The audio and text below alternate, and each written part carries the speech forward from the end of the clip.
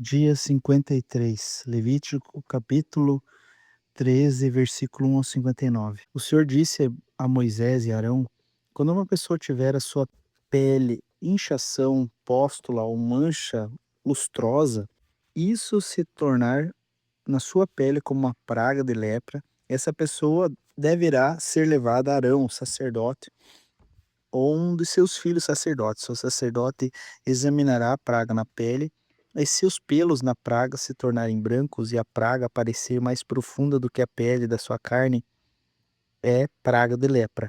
O sacerdote examinará a pessoa e declarará ela impura. Se a mancha lustrosa na pele for branca e não parecer mais profunda do que a pele, e os pelos não se tornarem brancos, então o sacerdote encerrará por 7 dias a pessoa que tem essa praga. No sétimo dia, o sacerdote examinará novamente. Se na opinião dele a praga tiver parado e não se espalhou na pele daquela pessoa, então o sacerdote encerrará por mais 7 dias. No sétimo dia, o sacerdote examinará outra vez. Se a lepra se tornou pálida e não se espalhou na pele, então o sacerdote a declarará pura. Então, é apenas uma pústula. A pessoa lavará as suas roupas e estará pura. Mas se a pústula se espalhar muito na pele depois que a pessoa se mostrou ao sacerdote para a purificação, terá de se mostrar outra vez ao sacerdote. Esse examinará, e se a pústula tiver se alastrado na pele, o sacerdote declarará a pessoa impura, pois é lepra. Quando uma pessoa tiver uma praga de lepra, será levada ao sacerdote, e esse o examinará. E se houver inchação na pele, a qual tornou brancos os seus pelos, e houver carne viva na inchação, é lepra crônica na pele. Portanto, o sacerdote declarará que a pessoa está impura. Não encerrará essa pessoa, porque está impura. Se a lepra se espalhar por toda a pele e cobrir a pele da pessoa que tem lepra, desde a cabeça até os pés, quando podem ver os olhos do sacerdote. Então esse o examinará. Se a lepra cobrir toda a carne, o sacerdote declarará que a pessoa tem a mancha, está pura. A lepra tornou-se branca, a pessoa está pura. Mas no dia que aparecer nela carne viva, será impura. Ao ver a carne viva, o sacerdote declarará que a pessoa está impura, a carne viva é impura e é lepra. Se a carne viva mudar e ficar de novo branca, então a pessoa virá ao sacerdote e esse o examinará. Se a pele se tornou branca, então o sacerdote declarará que a pessoa tem a praga e está pura. Quando sarar a carne, em cuja pele houver uma úlcera, e no lugar da úlcera aparecer uma inchação branca, ou uma mancha lustrosa de um branco que puxa para o vermelho, a pessoa terá de se mostrar ao sacerdote. O sacerdote examinará a inchação, e se ela aparece mais profundo do que a pele e os pelos se tornaram brancos, o sacerdote declarará que essa pessoa está impura e a praga de lepra que brotou da úlcera. Porém, se o sacerdote examinar e nela não houver pelos brancos e não estiver mais profundo do que a pele, porém estiver pálida, então o sacerdote encerrará essa pessoa por 7 dias. Se a inchação se espalhar na pele, o sacerdote declarará que a pessoa está impura e é lepra. Mas se a mancha lustrosa parar no seu lugar, não se espalhando, é cicatriz de úlcera. Então o sacerdote, pois, declarará que a pessoa está pura. Quando na pele houver queimadura de fogo e a carne viva da queimadura se tornar uma mancha lustrosa de um branco que puxa para o vermelho, para o branco, o sacerdote examinará. Se os pelos da mancha lustrosa se tornarem brancos, ela parece mais profunda do que a pele, é lepra que brotou da queimadura. O sacerdote declarará que a pessoa está impura, é praga de lepra. Porém, se o sacerdote examinar e não houver pelos brancos da mancha lustrosa, e ela não estiver mais profunda do que a pele, mas for de cor pálida, o sacerdote encerrará a pessoa por 7 dias. Depois, no sétimo dia, o sacerdote a examinará, e se a mancha tiver se alastrado pela pele, o sacerdote declarará que a pessoa está impura, e é praga de lepra. Mas se a mancha lustrosa parar no seu lugar e não se espalhar na pele, mas se tornou pálida e é inchação da queimadura, portanto o sacerdote declarará que a pessoa está pura, porque é cicatriz da queimadura. Quando um homem ou uma mulher tiver praga na cabeça ou no queixo, o sacerdote examinará a praga.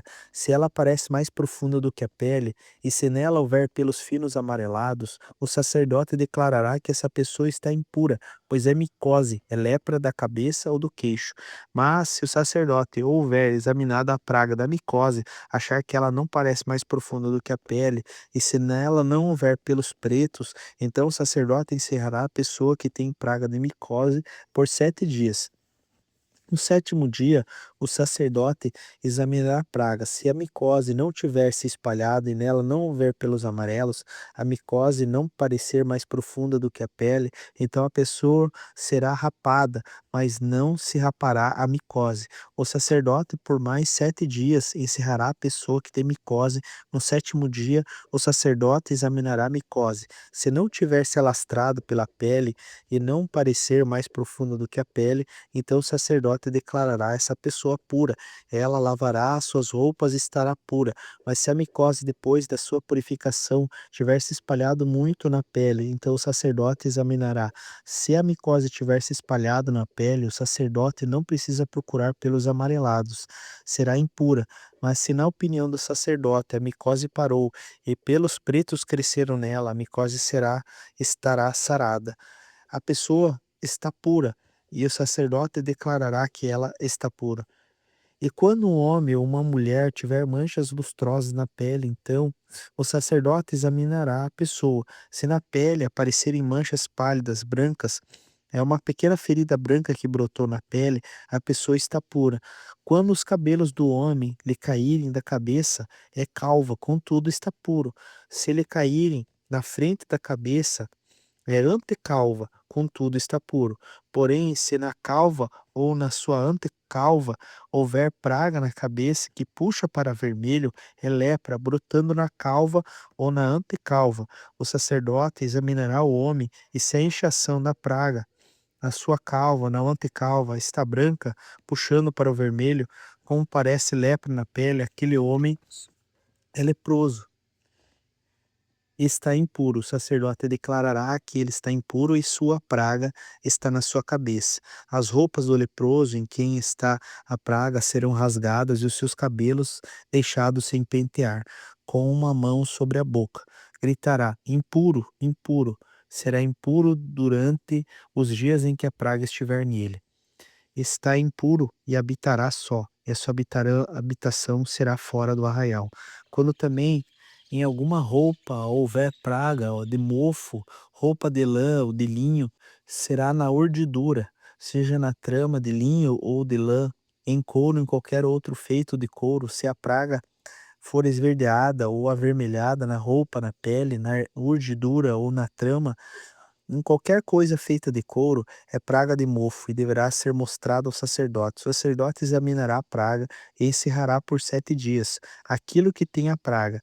Então, no sétimo dia, examinará a praga. Se ela tiver se alastrado pela roupa, na urdidura ou na trama, seja no couro, seja qual for a obra em que se empregue, é mofo que se espalha, e será impuro. Ele será queimado, aquela roupa será na urdidura ou na trama de lã, de linho ou de qualquer coisa feita de couro em que se achar praga, pois é mofo que se espalha. Tudo será queimado. Mas se o sacerdote examinar a praga, e não tiver se espalhado na roupa, nem na urdidura, nem na trama, nem qualquer outra coisa feita de couro, então o sacerdote ordenará que lave aquilo que havia a praga e encerrará por mais 7 dias.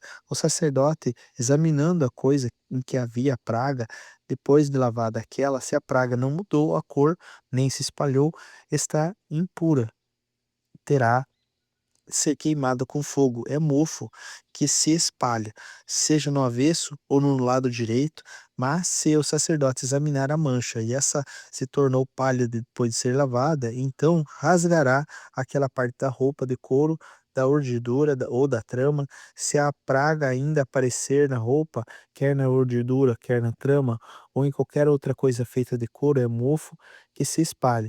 E com fogo terá de ser queimado aquilo que está a praga. Mas a roupa, quer na urdidura, quer na trama ou qualquer outra coisa feita de couro que você lavar e que de a praga desaparecer, deve ser lavada mais uma vez e estará Essa é a lei a respeito de pragas, de mofo, da roupa de lã, de linho ou de qualquer urdidura, quer na trama, ou de qualquer coisa feita de couro, para se poder declará-las puras ou impuras. Marcos capítulo 6, do versículo 1 ao 29.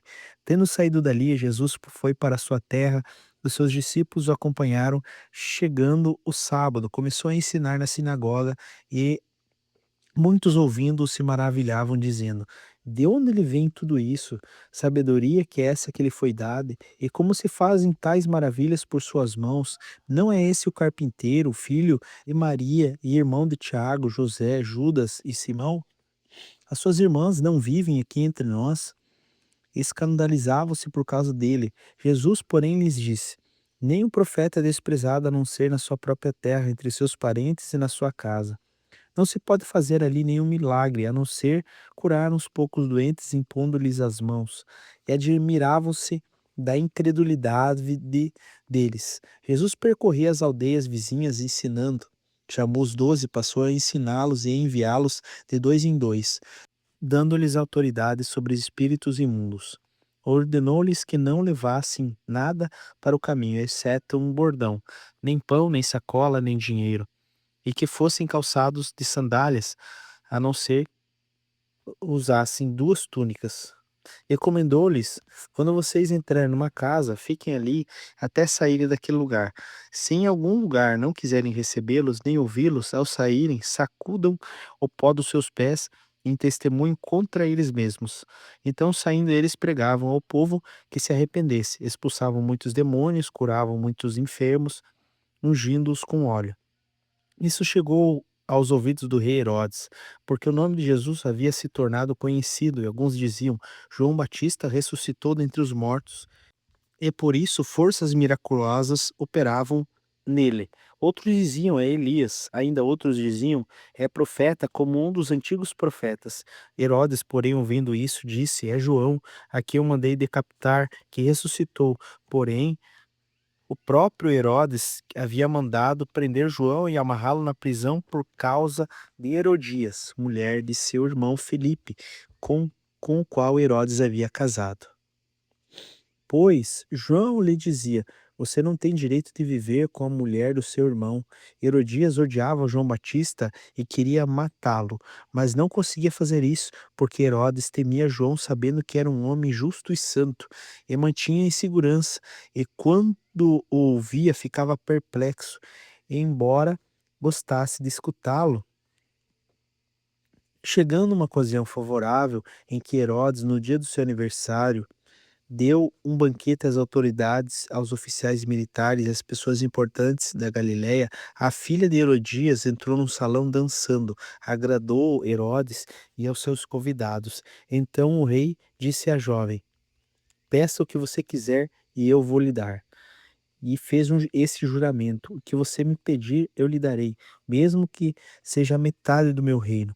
Ela saiu e foi perguntar à mãe: O que eu pedirei? A mãe respondeu: A cabeça de João Batista. No mesmo instante, voltando apressadamente para junto do rei, disse: Quero, sem demora, que você me dê a cabeça de João Batista num prato.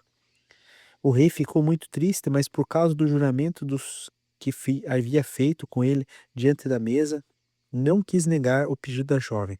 E enviando logo o executor, mandou que trouxesse a cabeça de João Batista. Ele foi e o decapitou na prisão. E trazendo a cabeça num prato, entregou à jovem, e essa por sua vez a entregou à sua mãe.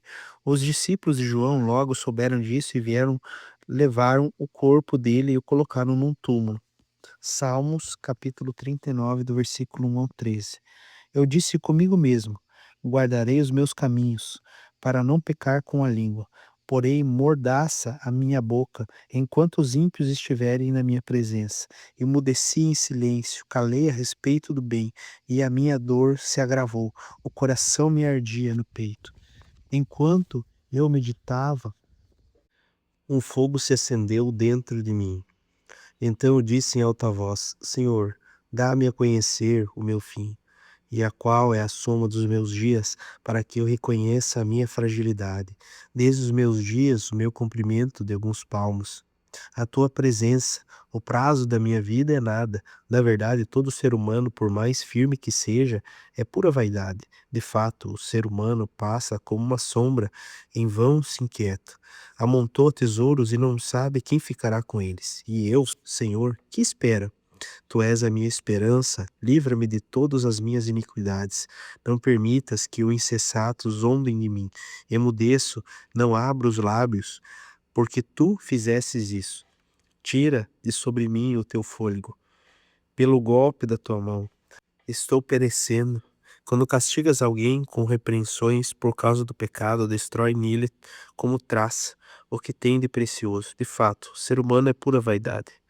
Ouve, Senhor, a minha oração, escuta-me quando grito por socorro. Não fiques insensível às minhas lágrimas, porque sou forasteiro diante de ti, peregrino como todos os meus pais foram. Desvia de mim o olhar, para que eu tome alento, antes que eu passe a deixar de existir. Provérbios capítulo 10, versículo 10. Quem pisca os olhos traz desgosto, e o que fala tolices acaba em ruína.